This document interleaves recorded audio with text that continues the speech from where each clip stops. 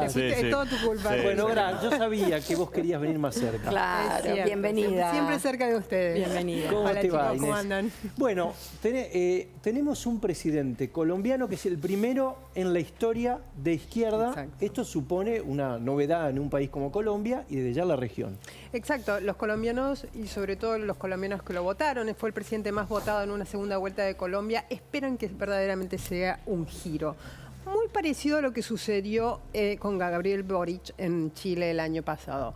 Ahora, ¿qué sucede? Ese giro tan marcado que representa la llegada de Gustavo Petro a Colombia también le impone a él una serie de condiciones de gobierno que van a hacer muy difícil su gobierno. Primero porque llega colmado de expectativas que lo condicionan mucho hacia adelante. Segundo, porque lo que Colombia le demanda, los cambios que demanda son muy difíciles con la mayoría que él tiene en el Congreso. Y tercero, porque ha gestado una serie de alianzas para llegar al poder que probablemente empiecen a facturarle a lo largo de estos años y resquebrajen su gobierno. Eso es un poco lo que le espera a nivel de Colombia. A nivel regional, sí, el presidente Fernández, nuestro presidente, probablemente cree que con la llegada de Petro y lo que muy probablemente sea la vuelta de Lula a la presidencia de Brasil el año próximo, en las elecciones de octubre y la asunción el 1 de enero, haya una, digamos, una renovada patria grande, una patria Yo te quería preguntar eso, si iba a ser un aliado. 2.0.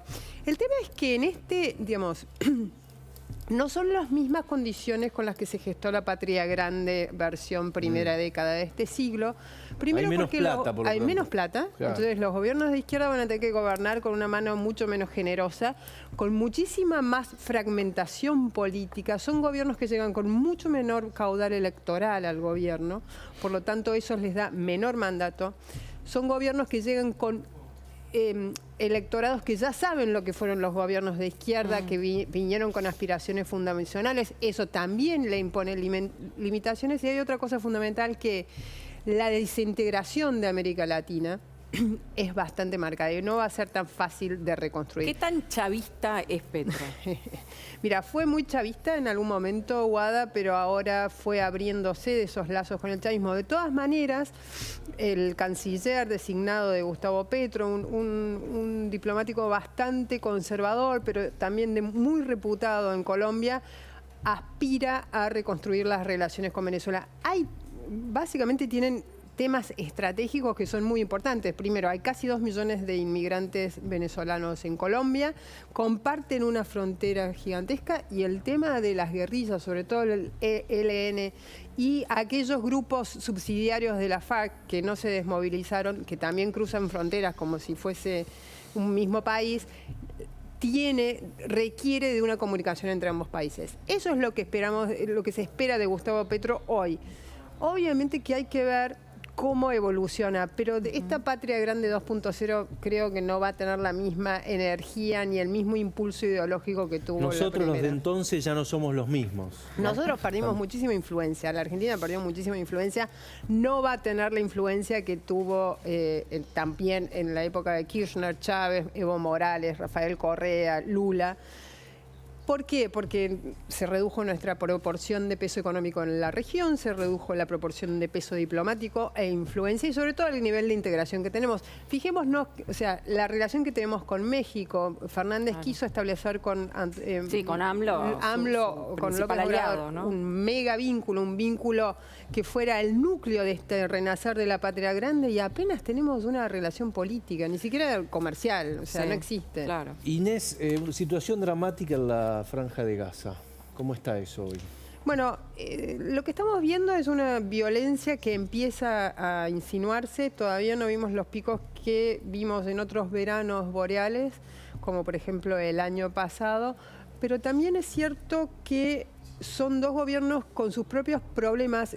Este es un poco el problema de todo lo que sucede. Todas las inestabilidades del mundo no solo responden a enemistades o tensiones entre dos estados o entre dos actores, sino también a muchísima fricción interna en todos los gobiernos, que es producto, entre otras cosas, de la pandemia, de la desigualdad, de las recesiones económicas.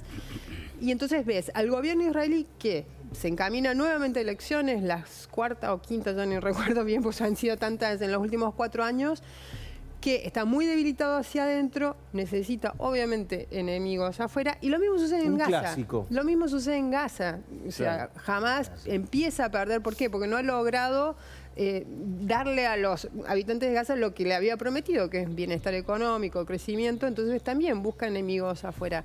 Es la historia que se repite mucho en todo el mundo. Incluso, en cierta forma, lo vemos en el principal o el segundo principal conflicto hoy en el mundo, que es lo que está sucediendo en África, alrededor en el estrecho de Taiwán, alrededor de Taiwán, este cerco que ha construido militarmente China, y la tensión esa. Ahí tenés dos personajes, Nancy Pelosi y Xi Jinping, que están también atados a sus condiciones, una electoral, la de Nancy Pelosi, y otra la de la transición hacia un nuevo mandato de Xi Jinping. Entonces, ¿puede terminar en un conflicto bélico? Es la pregunta que va a condicionar al mundo en los próximos 5 o 6 años. Mira, las fuentes del gobierno de taiwanés están convencidos que China va a emprender una ofensiva para reunificar Taiwán de forma militar. Hay especialistas que dicen que no, que China no va a hacer eso porque es consciente de la inestabilidad que le genera, la disrupción que generaría sobre el mundo, que sería mucho mayor que la que generó la guerra en Ucrania, por ejemplo, y China no necesita ese grado de inestabilidad en el mundo. Y no en el momento que sigue siendo presidente Xi Jinping, que tiene aspiraciones de convertir a China en ya no una superpotencia, sino la superpotencia. ¿Y qué pasa con las declaraciones de Sabino Vaca Narvaja? El embajador. Es una sobreactuación bastante marcada en un embajador que sobreactúa mucho el vínculo entre el Estado que representa, que no es China, que es Argentina, y el país. Pero él se autopercibe chino. Él se autopercibe, sí, claramente. Lo lógico sería que no opinara del tema. O sea, básicamente hay dos elementos fundamentales.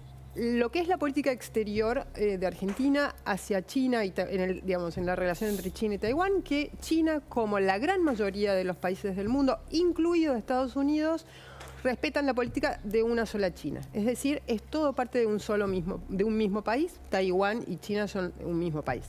Ahora, en ese concepto, en ese paraguas, bajo ese paraguas, hay una forma un poquito más diplomática de conducirse, que es lo que hace el resto de los países. Al resto de los países, China no les demanda que declaren sin ambigüedades su alineamiento político. Lo que hizo Sabino Vaca Narvaja es un poco subirse a una ofensiva de propaganda que el gobierno de Xi Jinping, con muchísimo impulso nacionalista, está aprovechando en este entorno de tensión con Taiwán para capitalizar más poder dentro de China. Y lo que hizo Sabino Vaca Narvaja es prácticamente subirse a ese tren. Ahora, ¿cuál es el rédito para la Argentina ahí? Bueno, se supone que China es un aliado de la Argentina.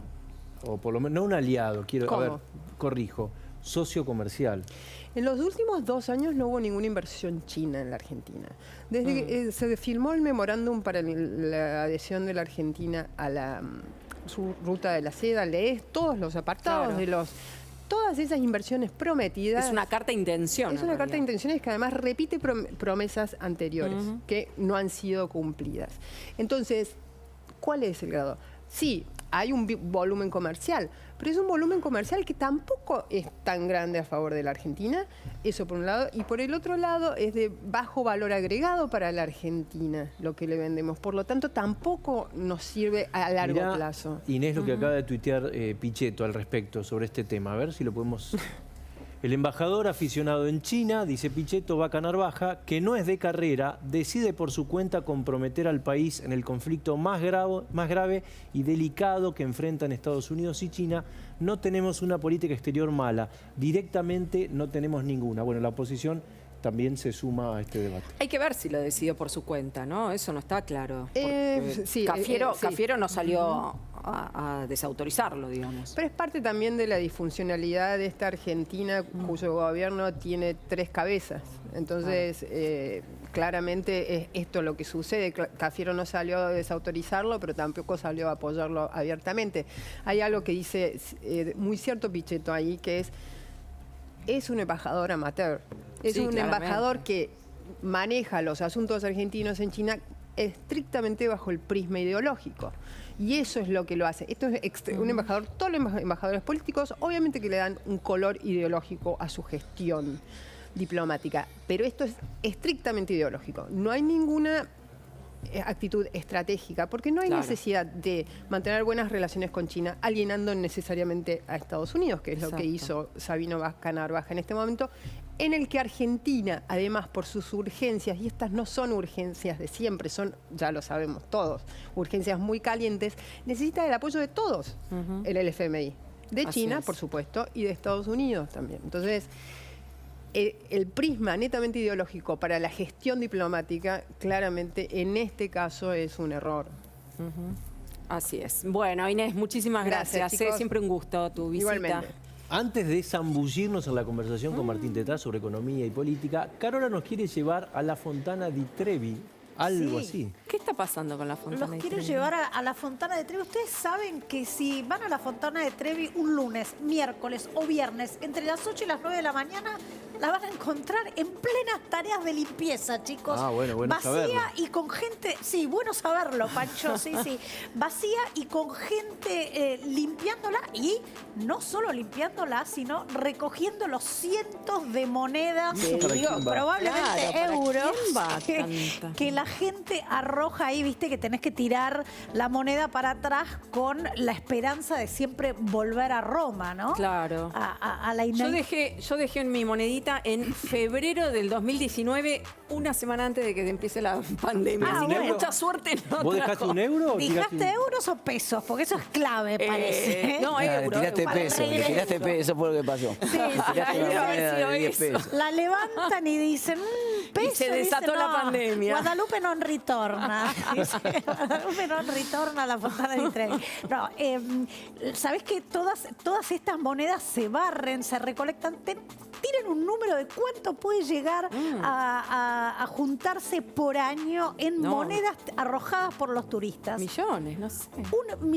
1.400.000 euros fue lo que recaudaron, y es más o menos el promedio de lo que se recauda por año. ¿Y eso a quién se lo queda? Se lo queda el gobierno italiano, y está destinado a básicamente ayudar a familias pobres en situación de calle que necesitan alimentación. Hay que auditar esa limpieza, ¿no? Claro. ¿Quién controla? Porque el cuidado de la fuente, ustedes saben que también, aparte del gobierno, hay empresas, no voy a dar marcas, pero grandes empresas, por ejemplo, de la moda, que se han ocupado de la limpieza, del mantenimiento, de la instalación de LEDs. Si uno va a la Fontana de Trevi en horas de la noche, está completamente iluminada por Divina, sí. LEDs. Sí, De hecho, es una maravilla. es mejor ir de noche porque aparte hay menos turistas también. Bueno, sí, tenés que agarrar un horario o previo a las 8 de la mañana, donde no la están limpiando, o si vas a las 3 de la mañana, por ejemplo, 2 de la mañana no hay nadie, y podés encontrarte con esta maravillosa fuente, que es una de las más grandes del barroco que hay en Roma. Roma está plagada de fuentes, pero esta es la más grande. Tiene Mira, ahí 50 están metros de ancho y más de 20 de alto. Sí, ahí están juntando las moneditas cuidadosamente. Así que ya saben, chicos, agenden bien cuándo visitar la Fontana de Trevi, lunes, miércoles y viernes. Qué buena De 8 a calidad, 9, además, bueno, no. se oxidan, ¿viste? No. Y hay una buena Imagínate. heladería ahí en Diagonal. También, y Sí, si querés te está. tirás como Ana Ekberg, ¿no? En la Dolce Vita, Claro. y nadás a la medianoche y te viene a buscar Marcello Mastroianni. Bueno, hace poco hubo uno que se tiró, Sí. ¿no? Y lo metieron sacaron. preso. Lo y sacaron, salió de la sí. comisaría y se volvió a tirar. Sí, nadie más hace ese chiste ya. Bueno, si vas entonces y están limpiando, vas a la heladería del Rifle que está ahí. O te cerca. Por pones a limpiar y ejemplo. te No la llevas mía, una no moneda. la mía, porque tengo miedo de que me piden el impuesto a la riqueza. Bueno, momento de una pequeñísima pausa, ¿eh? Seguimos en segunditos nada más. Volvemos con Buen Día Nación sin Luisito Novaricio, que debe andar cerca.